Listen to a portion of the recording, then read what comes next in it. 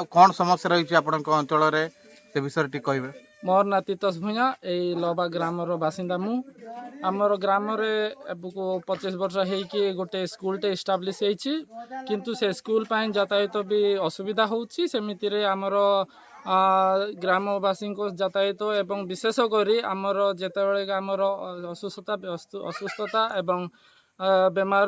समय रे एम्बुलेंस ये अवेलेबल हो ना एम्बुलेंस रास्ता ना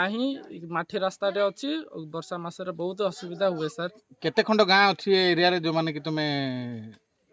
असुविधा असुविधा बहुत रबा सर्कल रे सर आमर 5-6टा ग्राम अच्छी आउ 60-70टा घर भी थिबो जदि ए समस्यार समाधान नहले आगु आपण माने कोन करियो बोली भाबुछन्ती जदि सर यही वीडियो माध्यम रे आमर समस्यार समाधान न हुए ताले आगर कौन सी आमर भोट निर्वाचन रे आमे योगदान दे पारबुनी सर सर आगरू बहुत वर्ष मिसा होची सर आमर एमएलए पाकु जाउछु कलेक्टर पाकु जाउछु हार्डी पाकु जाउछु तांके मना करनांती डायरेक्ट कहउचंती हौ हबो देखिबा बोली कि सेमिति रे बहुत वर्ष बीती गलानी हौनी सर तथापि केते वर्ष हलानी आपण अभियोग करी 30 वर्ष 25 वर्ष हेतिबो सर स्कूल स्टार्टिंग रु आमर अभियोग चालुची सर किंतु बापा दीदी बापा माने अभियोग सर बहुत वर्ष रु ग्रामटे अछि सर ए रास्ता विषय नै सरकार कोन कहबा चाहछ ए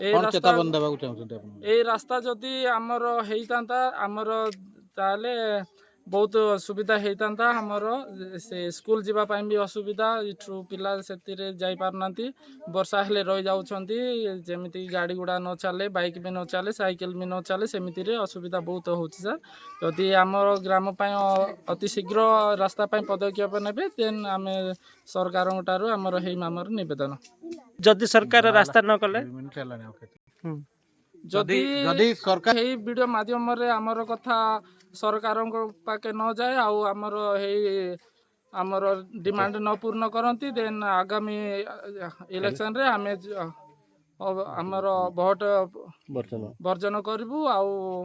आम सरकार पाके भी आमर